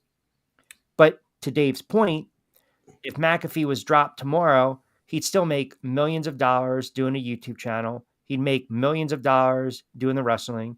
He'd make millions of dollars getting a FanDuel or a DraftKings or a BetMGM or someone to throw hundreds of millions of dollars to be his exclusive sponsor. Well, that's what it was. Prior to him to going to ESPN, that was supposed to have been the whole thing. Was DraftKings and somebody else was actually going to drop more money than what ESPN had offered. That's why, to me, it was like, okay, I get it. You want to be on ESPN. Obviously it's national. My only thing with that is that, so he had a massive following. Don't get me wrong. Massive following. And now you're introducing yourself to people that probably didn't see you before. As we all know, if you work on TV and or you worked on radio prior to doing anything else, if that was your thing, when you leave out of that radio station and or from that TV, people don't care. Oh, okay, so-and-so's gone. Next. What am I going to watch next? Versus we've seen broadcasters that have left from radio and tried to start a podcast and failed because they thought that everybody who listened to them on the radio were going to come listen to them, whatever they had to say on the podcast. And they won't. You got some people that would not tune away from the radio no matter what. And oh, no, I would follow you anywhere. I'd follow you to the end of the earth. Well, apparently the end of the earth is the end of the building because after that, they don't listen to you anymore. That's pretty much it. Yeah, so well, if... Go ahead. No, go ahead. I'm sorry. Go ahead, Dave. No, I was going to say, I think McAfee's end goal is to get on Joe Rogan's level. Like, I think that's what his end goal is. One, I don't think he actually cares what people think. I genuinely think he's one of those few people who's like, I truly don't care what your opinion of me is. I'm going to, do my thing my way. Don't care how it goes, come or hell or high water. He's okay with that. And I think his end goal is to be on the Joe Rogan level. I think he, the Pat McAfee experience is like where he wants to get to. It's where he has that kind of following, that kind of clout, and it's all on him. And he can do that. You know why? Because when you make that type of money, it's FU money. But Exactly. Remember now, how many times were there was conversation of Spotify, dropping Rogan, and then cooler heads prevail, and you realize how many downloads is this guy getting, right? Yeah. Not many can interview COVID doctors and MDs and presidents and political heads and But I think that's what McAfee wants to be. He wants to be on that level. He wants to be the ABC to Rogan CBS. I think that's what McAfee wants to do. And I truly think he doesn't care what people think. Like, he has the right attitude. He goes, I'm going to do what I want. Like, come get me. Then he needed to not go to a network that wanted to police him. Right? Yeah. I mean, because even if he's cursing, they're going to pay those fines, or he's going to pay those fines. But if he ever says something that's really deemed detrimental to the league or, the NFL, mind you, I mean, can you imagine him shitting on Monday Night Football ratings or, criticizing Buck or Aikman? I'm not saying he would, but where do we watch those games? What network? ESPN. Like it's just, man, that's what happens. You start to walk that fine line, and then, all right, we're paying him X amount of dollars. He is producing. How much of it do we let him get away with? And then he would just walk away a martyr. Like, I mean, it would only help his clout, I think. I think he's okay with ESPN being like, no, we don't want you anymore. Bye. And then he walks away like, hey, listen, I was doing me. I was being honest. and they didn't want it. So him getting cut would just work in his favor, I think. I don't think it would be a bad thing for him. He'd obviously lose all the money, but Sure. it would just feed into his reputation. Well, look at Russell Brand, the comedian. He's on Rumble. He gets hundreds of millions of views, right? Because it's, you know, kind of like what we do. It's not policed. You go on there, you can say whatever the hell you want. It's subscription based. It's creating the content. He just didn't want to be policed anymore, you know, whether you agree or disagree with his political stuff, because everything goes back to the politics. I'm telling you, they don't want Rogers to come on. And I think networks are really skittish talking about the COVID, and how, you know, Rogers was able to come back and all this miracle. I just think sometimes the suits, the old school, the old white guys, get off the lawn, get off my lawn. They like things the way they are. So now when you have Rogers come out and he's talking about these doctors and COVID and the booster shots and going back and forth, and then he makes those comments about Jimmy Kimmel. I mean, that's, and the Epstein list and stuff like that. It's like, yo, man, what the, and whose show is he on? Right. So guilt by association. You're on McAfee show. McAfee pays him for the appearance, and it probably made some old, white dudes in Bristol cringe. Absolutely. Well, they're going to have to figure it out now, because, again, I don't think Pat's not going to let himself, I mean, he's not going to be backed in a corner, not like Baby from Dirty Dancing. Not at all. Yeah. You're not going to back him in a corner. So, I'm quite sure if over the weekend he decide, you know what, screw this. I had offers on the table. I'll take those offers. Bye, ESPN. See you later. And he can do, everyone, I'm pretty sure someone will go out there and tell him, you know what, we're just going to go ahead and build the media empire around you. That's what we're going to end up doing. And then say goodbye to other networks. Because, for the Rose Bowl, they got good ratings because of him and his crew that were over there calling the game. So why couldn't they do that with, let's say a video on demand crew decides to say, you know what, we're going to take you guys and do it this way. I don't want to be policed anymore. Look, I told you, I love Levitard. I'm a huge Dan Levitard fan. He don't want to get policed anymore because everything was going corporate. Of course. What happens? You create your own network, you get paid handsomely, and you start to poach talent. Yep. And then you're strengthening your network and you're weakening your competitor. I mean, it is business. It's real life. It is. These guys that have the massive egos and draw the massive ratings and bring in the massive revenue and the dollars, they don't want some 28-year-old schmuck in a suit on the phone, calling down saying, don't say that. We might lose, Johnson & Johnson as a sponsor. Like, they don't want that. Yeah, when you have that much sway, like, who cares? And that's where Pat McAfee is. Like, he doesn't care. Like, he can walk away. So he's going to do whatever he wants to, and ESPN's going to deal with it or not. But he's going to do whatever he wants. Yeah, and he's going to keep bringing viewers in for them too. He's going to keep bringing eyeballs too. So they have to decide if they want to win or not. Because Pat McAfee's a winner. He's going to keep bringing viewers in. So it's up to them what they can tolerate if they want to keep winning. Yep. Right. So the worst that can happen is what they tell them. All right, no more list talk or whatever else they want to talk about. Jimmy Kimmel's butthurt, whatever the case may be. Hey, listen, where you're getting yourself involved with. So it's not like it's something that should be shocking or surprising to ESPN. But again, if you call them out and they, and that's the way you feel, to each his own. If he felt that way, he's going to say, and he should. This is why I say it as well, is that we're in this part of this path in life on this road that people are just getting tired of what to be told, what to say, how to act, where to be, all that stuff. And now you get someone like Pat who's going to tell everybody, listen, I understand I work for your, this corporate executive place up here in Bristol, but I'm not going with what you guys are spewing out. So if you want to work somewhere, get ready. I mean, there's a local radio station down here that is no longer the actual station what it used to be. But one of the DJs, I mean, it got to the point where you had to say, gosh, darn, golly gee, seriously? Like, that's how far back we've gone? So just to let you know, I saw this tweeted out maybe 3 hours ago from Michael McCarthy, senior writer, FOS, New York Times.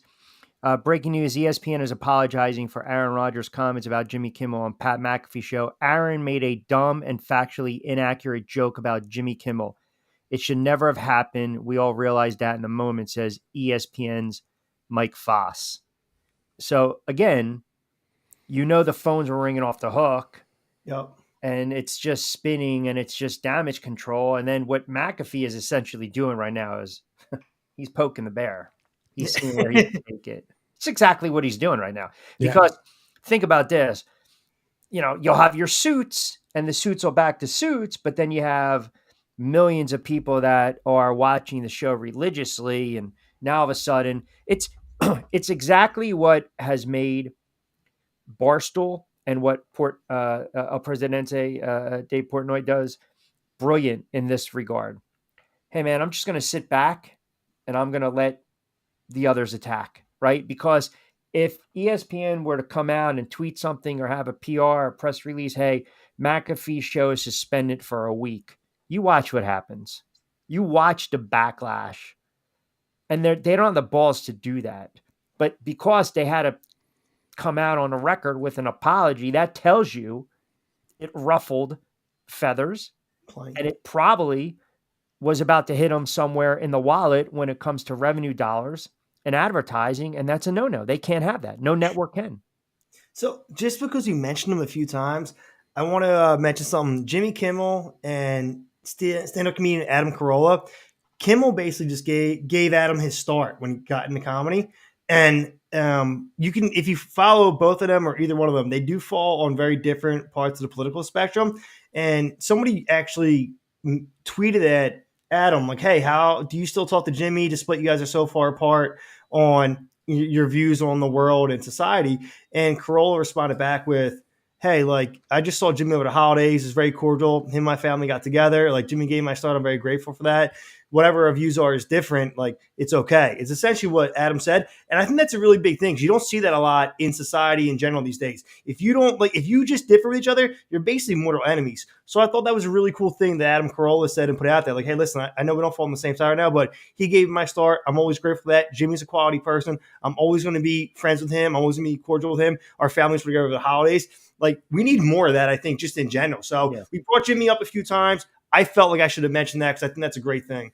Yeah, no, it's an excellent point that you brought up, and it's a fair one too because it works both ways. And unfortunately, it's just there's too many egos out there. No one's ever going to sit there and say, "Hey, you know what, man? I was wrong. I screwed him over. I did him wrong. He's a good dude," or "Hey, I shouldn't have said what I said about her," or vice versa. Whatever it is, but the ego is an amazing effing thing, man. It really is. How some people they just can't just take a step back and say, yeah, it's on me, man. It's on me. My bad. My fault. They won't do it. I mean, think about this. Shannon Sharp basically hung in there for as long as anyone can until he probably just looked across the desk and was like, man, I've been working with this asshole for I'm done. I'm over it. I don't need this shit anymore. Right? Mike and the Mad Dog, 20 plus years. After a while, shit happens. It ends. Mike and Mike, it happens. It ends. But it's very rare that one turns around and, I wish it would have, we probably could have been a little more mature and money got in the way and ego got. They're never going to say that. They're waiting for the other guy to say it.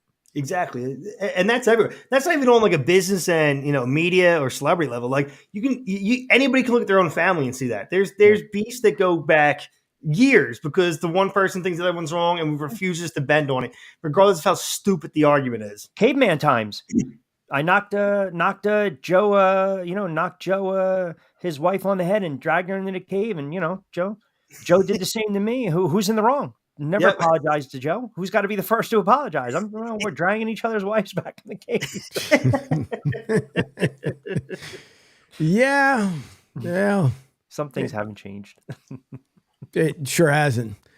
All right, as we're quickly coming here to the end of the third quarter, heading into the fourth. Bottom of the hour here, Martinez Company, 6 to 8 p.m. with myself, Angel Martinez, Rich Quinones, and on Fridays, Real Delco Dave with us until he does some ESPN kind of thing, and then we won't see him anymore, and then that'll be it for Dave. And That's foreboding. So okay, apparently I already did it, and that was the prelude right there. But no, we'll get into after the break here. We'll get into our NFL picks because again, we had talked about it beforehand, but we got into the Pat McAfee hour, unintentionally. But listen, he's gonna do things that what makes more sense to Pat. And if over the weekend he decides to tell ESPN, you know what, see us, then he'll be gone. No matter what, Aaron Rodgers is always going to be on a show, unless Pat throws him off. That's about it. Or ESPN will tell Pat or tell Aaron or either or. Listen, you guys can't have him. You can have your show, you just can't have him on anymore. And which is ironic because I believe the Jets had just, what was the thing that I saw earlier? Something about they talked about how they named Aaron Rodgers the most something complete person in the locker room or something like that. I'm like, huh? So I didn't hear that. I have no idea, but I'm intrigued. No, it was. I'm actually trying to look at this before we go into the break here, but it was fraud. Oh, here it is. I got it for you, Angel. There you go. Most inspirational. There you go. Yeah. How about most manipulative? I'm coming back. You hang in there. You hang in there. Zach Wilson's finally like, I got a couple weeks to show myself. Robert Saleh's like, thank God, Aaron Rodgers coming back. I'm not really ready to come back, but I'm going to be back. I'm not really. I mean, if I'm a Jet fan, I'm like, get rid of this clown. All right. Listen, again, it's what you guys asked for. So be careful what you wish for. I just don't, to me, how bad do you have to feed his ego is my thing. Like how bad? I'm sorry. I would be voting for other things in there other than that, but listen, to each his own. Jets organization, you guys know how you guys roll, so whatever's. Anyways, I want to read like an account of like the backup quarterbacks that he's had and like what their interactions were, because I've heard some stuff about him like taking his backups with him to like frat parties when they stumble onto like campuses, and like he has like debates about the space and the universe. I would like to see like all the backup quarterbacks throughout his career. They all get together, either do a round table or write a book, because I want to know all the stories of what Aaron Rodgers was like in that quarterback room and what they did off the field. Imagine if Aaron Rodgers was a quarterback in the friggin' 70s, man. You'd see him on one Sunday and never hear from him again, man. He'd probably be friggin', leading people to drink the punch. Pretty much. Absolutely. Pretty much. Dave Burns back again as he's watching from Cedar Hill, Texas. David, thanks for coming back. We do appreciate it, as always. Along with everyone else who's watching the show, texting the show, giving us their comments. We do appreciate it, or at least stating our comments, I should say. If you guys would like to continue to do so, you can here on the social medias and or at 844-644-8669, 844-644-8669. Let's see. I guess I'll talk. Oh, you're welcome, David. No problem. Thank you for tuning in. We do appreciate it. Trust me. By the way, yes. What's inspirational about him? He got fucking surgery and he rehabbed a fucking injury. Yep. I listen. Up on the what was inspirational? His Jet moment when he ran out with the flag and then 4 offensive plays. Yeah, it's good we did this right before the break, or else Rich would have had 25 minutes on a soapbox about. Oh, yeah, he 100%. Or maybe maybe the whole team is invested in sperm whale. I don't know. It's something, obviously. Don't know what it is, but he did something to inspire all. Don't know what. A guy that literally dies on the field and he comes back to life. But Aaron Rodgers has fucking Achilles surgery and he rehabs and he wears a fucking practice jersey and he's the most inspirational fucking jerk off. And there he goes. And there he goes. Dave Burns says, question, how do you all feel who would be the last 2 teams in the Super Bowl? We'll go into that into the break. Anyone? Yeah, so I think I like Buffalo. I think they're the most dangerous team headed to the AFC. And then I still have faith in the Niners, as much as it pains me to say it. Niners, I think, are still the most complete team, despite what happened against Baltimore. But so San Fran and Buffalo in the Super Bowl. I got to stick with my preseason prediction. I still had Cincinnati and Detroit. If I can change it, I'll say Baltimore and the 49ers. But I'm going to stick with my preseason, even though Cincinnati's probably not going to even make the playoffs. Stick to your guns, Rich. I love it. Would Detroit be the dark horse? I think so. Okay. Here's the thing: they could still be the 2 seed.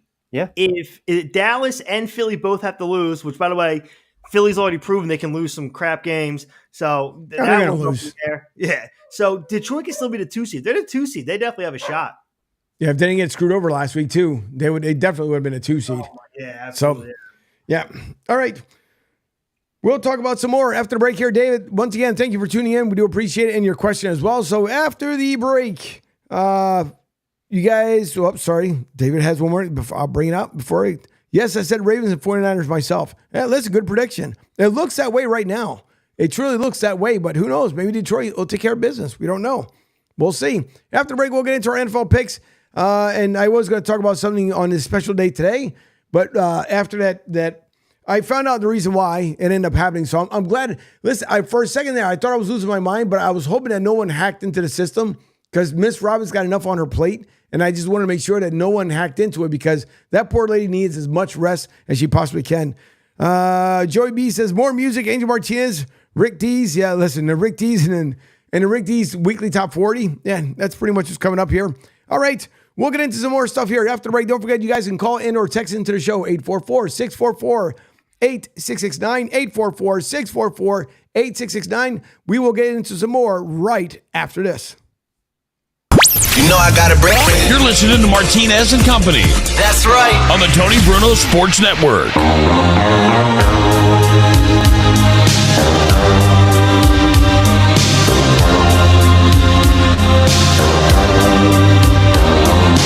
Watching every motion in my foolish love's game. On this endless ocean, finding lovers know no shame. Turn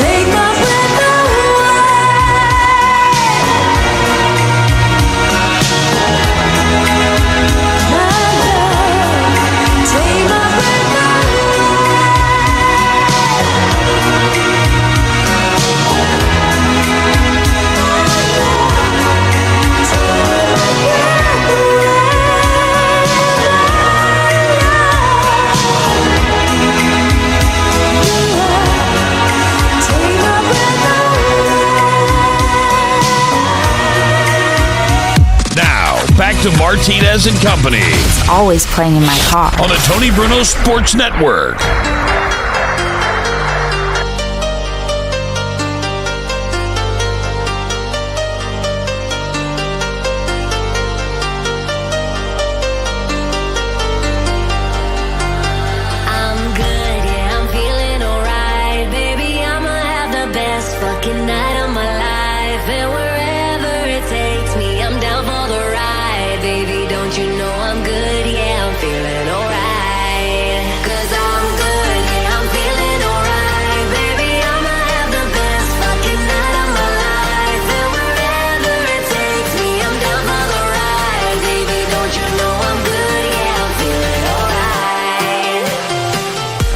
Fourth quarter here at Martinez Company. We thank you all for tuning in tonight. Don't forget, we are live Monday through Friday from 6 to 8 p.m. You guys can download the app so you won't miss a show at any given point in time, whether you're on a plane, train, automobile, you're in the bathroom, wherever you are. You can listen to the best damn sports network on the planet, the Tony Bruno Sports Network. And thanks to Tony Miss Robin once again coming out of retirement to put it all together. Don't forget, starting Monday from 1 to 3, you guys can listen to Dave and Jim. They are the new show on the new lineup here at TBSN. They will be on from 1 to 3. So the condensed version, what used to be from 12 to 3, the best of, will now be from 12 to 1. And from 1 to 3 p.m. will be Dave and Jim. So don't forget, tune in Monday morning, and you guys can hear it at the midday hour and listen to what's going on. And then they will lead into the Tony Bruno's show starting from 3 to 6 p.m. So it should be a really good hot take on Monday as the network continues to grow and evolve and get better. Eventually, it will become a 24-hour program, no matter which way you look at it. So it'll get there eventually. It'll be nice. One thing I was looking at before we get into everything else is apparently I didn't realize that Wando Franco arrived at the police station down there in Puerto Plata. Not a good look, as it almost looks like Interpol had brought him in, and that's not good. When Interpol gets involved, you're in deep doo-doo at that point, no matter which way you look at it. So, sorry, buddy. I don't know what's going to happen to your future, but it's looking quite bleak. All right. Angel, real quick, before we get into NFL picks, I wanted to shout out the Team USA ice hockey team. Won the gold at the World Junior Championships. Their 6th gold medal at the World Juniors, and Flyers prospect Cutter Gauthier led the tournament with 12 points, 2 goals, 10 assists. Wow, how about that? Hockey knowledge on a Friday. Yeah, I was saving it. I wasn't sure what else to get in there, but I wanted to get it in because it was Flyers related and some hockey stuff. So, and they won it today. It was just a few hours ago, so I wanted to make sure I got it out there. No, that's good knowledge by you. I remember last time. I want to make sure I keep up my hockey guy, persona that Rich puts on me. If I don't bring some hockey knowledge at least a little bit during the show, I feel like then you are correct. Then you're no longer a hockey guy. Exactly. That's pretty much it. You're bougie. Every show. You're bougie. You're Aaron Rodgers. You're a fraud. That's exactly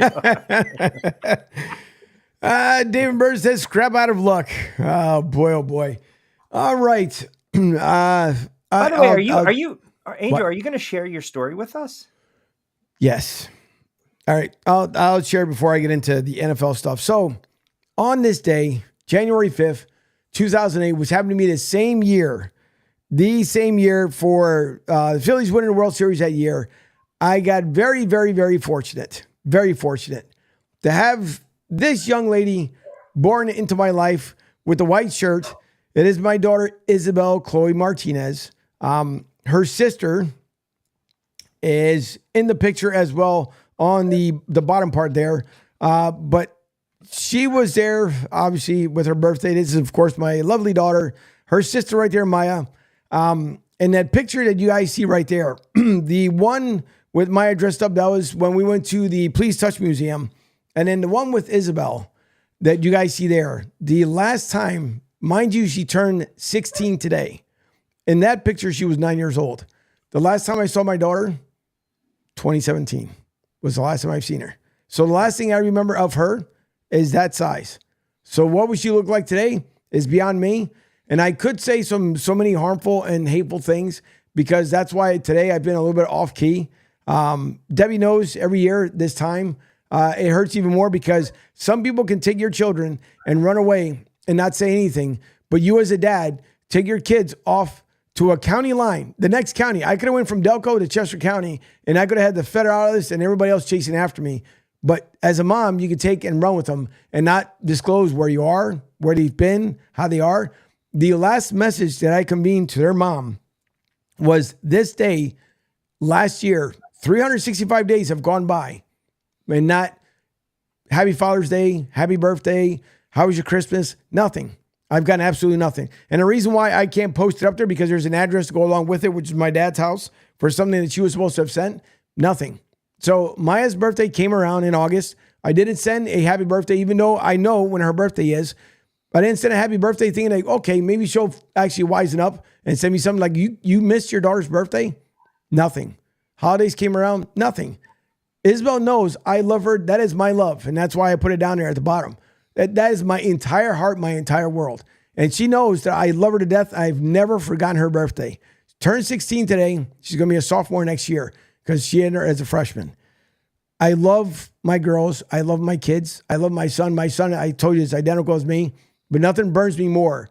And she lives in that ridiculous state that's writing their own rules, the Republic of ridiculous fucking California, where they can do whatever the fuck they want. And it burns me that I can't even talk to my own daughters. That's what burns me even more. And you try to do everything by the justice system, and the justice system pretty much gives you a big old F you. Suck it. So there's going to come a day where their mom is going to go back and she's going to have to reflect. Why didn't you let us talk to dad? You better have the answers. I know why. And I've done nothing to her to the point where to be the person that she is. But it's okay. She's getting the laughs now. I'll end up getting the last laugh. So to Isabel, wherever you are in the state of California, I love you. I never forget your birthday. And I hope whatever you wish for comes true, whatever it is. But it burns me. And it's probably good I didn't do it at 7 o'clock. And that whole FUBAR thing went on with the TV or the radio station, because other than that, I probably would have lost it. And believe me, I didn't want it. If you, when someone says, "Hey, I got a story to share, or a personal story to share," that takes precedent, right? So certainly it's your show. We, beautiful photos and words spoken. I mean, they're gorgeous. You have a beautiful family. So I can't speak to what you're going through, but it's pretty obvious that you're, a pretty good man and a pretty good father. So I just thought it was a very nice tribute. And, it would have kind of sucked if we're dicking around with football talk and you want to share something personal and we don't get to it. So I'm glad you did. No. Yeah, thank you for sharing, Angel, man. And it's a terrible situation. Like Rich said, I also can't relate to that. I have no kids, man, but I can only imagine what you're going through, man. But I think you're a great person. You've been nothing but great with our interactions. So, sympathies and thoughts and prayers, man. Yeah, believe me. That's why I'm losing everything up here for that simple reason, because of the stress that I have to deal with every single day, not being able to talk to my own girls. But you know what? There is a God, and like I said, I wish. You know what though? You have things that keep you busy, keep you motivated, keep you occupied, which is good. They're still breathing. They're still here. Those are all blessings and good things. Obviously not on your terms, but no, those were beautiful photos. Really, really beautiful photos. So I'm glad that you shared it. I don't know. Well, I mean, you got to open up, brother. That's why we're here, man. We can dick around and, say you read everything off the teleprompter and fuck up the music and the out cue and the in cue, but this is real life stuff, man. And that shows a different side, man. That takes a lot of guts and courage to kind of, even right now, my little heart is breaking. Look at that. They're so beautiful, so lively. Yeah. Those two love each other to death. And stay the course, brother. Stay the course. You're doing everything right. I'm trying, because Lord knows in 2017, when all this went on, that's when I was going to take my own life. It's been 9 years now. We're in 2024, 7 years it's been. And because they were taken away from me. And what sucked even worse was Isabel. We were in Delaware County. We're at the mall. And all of a sudden she breaks out in tears. I'm like, what's wrong with you? She told me, Daddy, I'm never going to see you again. I'm like, what are you talking about? You're always going to see me. Your mom and I aren't together, but you're going to see me. And she says, Daddy, if I would have known, honest to God, Rich, that would have been the last time I was going to see him. I probably would have called the cops at that point and let them know what was going to happen. She wanted to tell me, didn't say a word. And that was the last time I saw him. When that picture that I had taken, thank God I ended up taking it that day, she busted out in tears. And I had no idea that when I went back next weekend, that apartment was cleaned out. And the only way I knew was because I ended up getting a receipt from California, some Kmart. I'm like, I never purchased shit from Kmart in California. What the hell's going on here? I go down to the apartment. The lady downstairs lets me know, by the way, no, they're gone. They're gone. The mom took them away. They're nowhere to be found. So see that photo right there, though, that's got to be the driving force. Those, right? Yep. That is, David, I appreciate it. I'll tell you this, though, real quick. It shows how your heart and your love for your family. And I just found I've been so bombarded with work that I didn't even know that there was a shooting in Iowa. There's a national. Yeah. My buddy's out there works for iHeart. His friend was a teacher in that school that taught one of the 6-year-olds, and I'm like, I can't even fathom. And here you are, you can't be a part of their lives right now, but you are a part of their lives, and you're sharing with us. And it could be, things can always be worse, but I give you a lot of credit, man, because like I said, those were very thoughtful words. Yeah, So. and Angel, you're right, man. Like, your ex might have the laughs now, but it does come back around. My parents were divorced too. My mom kept us away from our father for a long time, and eventually you reconnect, and you those relationships will build back up. It doesn't matter how long it takes, man. So you're absolutely right with that. So thank you for sharing. Like Rich, I echo everything Rich said. Every single word, and we're here for you, man. Thank you for sharing. Appreciate it. And it does come back around. From the kids' perspective, I can tell you that it does come back around, and you'll build those relationships again.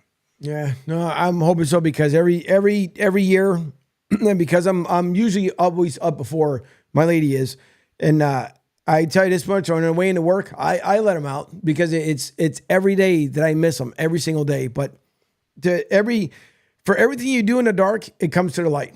Mm-hmm. Everything. And it'll happen. It'll happen tenfold. So love her to death. That is my heart and soul. And even if I don't send her a text today, it doesn't matter, because matter of fact, just kind of let you know before we get into the picture, because I know we're coming up quick at the end of the show. When I sent her the message, it was on January 5th. She had the audacity to send me something back on January 11th and say, oh, by the way, I showed your daughter the text. Really? 6 days later. So it's okay. God is good. That's all I got to say. Anyways. Winners and losers, I guess, coming in for this week. You're looking at Detroit and Minnesota. For Minnesota, what's it look like for them? Obviously, Detroit 11-5. They know what's at stake. For Minnesota, they can play spoilers. So Detroit's, listen, they got screwed, man. Minnesota's done. Yeah. Minnesota's opportunity was against Green Bay. They got their doors blown off. I like Detroit in this game. Yeah, Dan Campbell said they're going to play. He seems like a quote-unquote real football guy. They technically have something like a 4% chance to get the 2 seed. Dallas and Philly both play later. 4% is better than nothing. I think Campbell has them playing hard. Detroit takes it.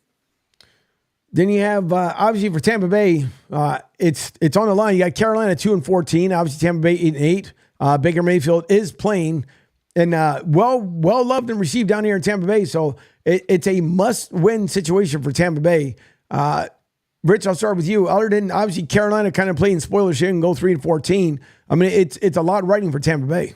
Yeah, Tampa Bay wins, but Carolina covers the number. They're playing a little better, and usually games like this, you'll see a bad team maybe have that, oh, by the way, late score, keep it somewhat close. Tampa's not as good as we make them out to be, but I like Baker Mayfield. I love the story, but I like Tampa in this game. I agree. Tampa has to win again. Their only option is to win the division. Take Tampa Bay. All right. Then you got the most probably interesting, it may not mean anything whatsoever, but you got Justin Fields versus Jordan Love, right? Chicago versus Green Bay, 7-9, Green Bay 8-8. And it's for both, because both right now are looking at like for the future. Like, am I the quarterback of the future? Yeah, because there's already these reports, what direction are the Bears going to go? Are they going to trade Justin Fields? I think the kid has played well. You got to surround him with weapons. I think Jordan Love's a really good quarterback, young quarterback. I believe that game's in Green Bay. Correct me if I'm wrong. Yeah. Yeah, I like Green Bay in that game. I was just trying to find the updated line on that, but I like the Pack in that game. Green Bay is definitely the better team. I also think Jordan Love has a longer leash than Justin Fields. This is technically his first year starting. I think Love showed plenty. I think he should feel secure in his role next year. I think Justin Fields is auditioning for other teams and hoping to showcase some talent. I think the Bears are going to end up picking a quarterback in the draft next year. So I think Fields is gone. And I hate to keep doing it, but I agree with Rich again. Take the pack in this one. Not because I disagree with Rich's picks, but just because it's boring radio when you agree and say stuff. Rich knows what he's talking about. We just keep agreeing. I have no reason to disagree with him. Then you have, which might be the picker of the weekend as far as Saturday night, the Saturday night special. You got Indy, Houston, both at 9-7. Both can mean a lot for Saturday night, especially for Houston. CJ Stroud and company, they started out a little bit slow, and then all of a sudden they picked up a lot of steam. CJ ended up getting into concussion protocol. D'Amico Ryan's doing an outstanding job first year with the Texans. So, Dave, I'll start with you. 9-7, both teams. Who wins it? I think Houston takes it. I actually love D'Amico Ryans. I hope he wins Coach of the Year. I think he deserves it the most out of everybody. He's turned one of the things I think he did great was the way he turned that defense around. And say whatever you want to about Derrick Henry, he still had a great season this year. He used to run all over Houston. He used to destroy the Houston Texans. Derrick Henry, I don't think cleared over 100 total yards against Houston this year, which shows you the kind of attitude change and what D'Amico Ryans instilled in that team. CJ Stroud, D'Amico Ryans get the W. Yeah, agree again, man. Aside from the hiccup against the Jets and then Stroud goes down, look what happens when he comes back. They win, 26-3, throws for over 200, couple plays with his legs. They're keeping him upright. I like Houston in this game. And yeah, Baltimore and Pittsburgh also a Saturday night, Saturday afternoon game, Saturday evening, 4:30. Doesn't really mean much for the Ravens. They're sitting a lot of guys anyways because they're just, going into the bye and taking it easy for the most part. For Mike Tomlin, once again, not having a losing season, even if they lose 9-8. So it's probably the only coach I would think in the NFL that's ever gone through one team without a losing season. So for Pittsburgh, does it mean much? Well, I think outside shot, they need a lot to happen to make the playoffs. And Lamar Jackson's not playing for Baltimore. They're going to rest guys. I think that line is sitting at 2.5, 3. So, yeah, look for the Steelers to get the win with Baltimore already wrapping things up. If the Steelers can't beat Baltimore's second stringers or third stringers, then they don't deserve to make the playoffs. Yeah, I think they're starting Mason Rudolph again. I think the story is just that team and that fan base seems to rally around Mason Rudolph. It's kind of interesting because they thought he might be the heir apparent. Then he fell back on the depth chart. Apparently he put the work in. He's built himself back up. I don't think he'll ever be a true starter in this league, but I think he could definitely be a Gardner Minshew type, career backup kind of guy, can step in when you need him to. So, I would just kind of want to see Mason Rudolph in that game. That's what I'd be watching, to see Mason Rudolph put up a good game, kind of rooting for the guy. But I agree with Rich again that, if you're a professional football team, you can't beat your opponent's second stringers, there's a problem there. So take Pittsburgh. All right. The next two, we're going to do rapid fire as we're quickly coming up to the end of the show here. San Fran, LA. Obviously, a lot of people think that LA is riding hot. They believe some folks think they're going to go to Super Bowl. I don't think so, because obviously, to me, it's going to be San Fran in or Detroit for both of them to lose. Dave. Oh, LA. You said rapid fire. So LA over San Fran's backups. Rich. San Fran's still going to win the game. I'm not sold on the Rams. I like 49ers. Disagreed. Yeah. Eagles, Giants, we already know what's at stake there, which is absolutely nothing. Birds. I think Philadelphia ransacks the Giants. I think it's a 31-13 game. All right. Then you got, before the big one, you got Dallas and Washington. Obviously, Dallas just trying to stay pace with everybody else, but and then the Washington, again, means nothing to them. So, Dave? Take the boys. Rich. Washington's going to lose the game. They're going to cover. It's Rivera's last game, maybe Bieniemy's last game, so they'll throw everything out there against Dallas. But, yeah, Dallas wins. Washington covers. And then kind of like the big game of the weekend, obviously, at 8 o'clock Sunday night, we'll be waiting for some Carrie Underwood to go out there. Buffalo, Miami. Rich? I think it's a tricky spot for Buffalo. I love the Bills. McDermott saved his job and his ass, career. I like Allen. I know Miami's a little banged up on the road. I'm going to go with the slinging fish in that one, man. I'll go with the lefty Tua. All right. Dave, you got about 10 seconds. I'm going with Buffalo, man. They're the most dangerous team in the AFC right now. Buffalo wins it. All right, listen, thank you everyone who tuned in. Thank you, Dave, for the comments. I do appreciate it. Family is everything, that's for sure. And I know he said he was ready for the Paris Olympics this year. Thank you all. Enjoy your weekend. All right, don't forget, love and hug the ones that you love because you never know when you'll never see them again. Hopefully, it'll be sometime soon. But take care. Don't forget, don't drink and jive. Don't drink and drive. Don't drink and jive. There you go. Shucking and jiving. Don't, exactly. Don't text and drive. Have yourselves a great weekend. Don't forget, Dave Jim will come Monday morning or Monday afternoon from 1 to 3. Everyone else, have a great night. Thank you for your week. There's only one real place for total sports. And over on the live side, as I shut off the radio station over there, thank you all once again for tuning in here this week. We can't do it without you guys. Don't forget, starting Monday morning, Pete Shepard Show from 7 to 10 a.m., followed by Defo and Louie from 10 to 12. They will be back on Monday. Everyone will be here at the network on Monday. From 12 to 1 o'clock, the condensed best of hour. And then Dave and Jim with their new show from 1 to 3 p.m., followed by Tony and Miss Robin. They also will be back with the Tony Bruno Show from 3 to 6 p.m. Myself and Rich, Martinez Company from 6 to 8, and AJ Johnson with the Bleacher Brothers from 8 to 10 p.m. They are Monday through Thursday. And Dave, once again, thank you, sir, for coming back. We do appreciate it. Love being here, man. Thanks so much for having me, guys. I look forward to it every week. No problem. Rich, muchas gracias, señor, as always. Mano. Hasta luego, buen día. Have a good weekend, gentlemen. Yeah, I'm going to try and do the best we possibly can. So I guess I'm going to, I'll take it. Well, no, because then the pictures are in the road. Anyways, I'll just take it out with the homepage as always. Thank you once again, guys and girls. We do appreciate it. We'll see you all on Monday. Have yourselves a great weekend.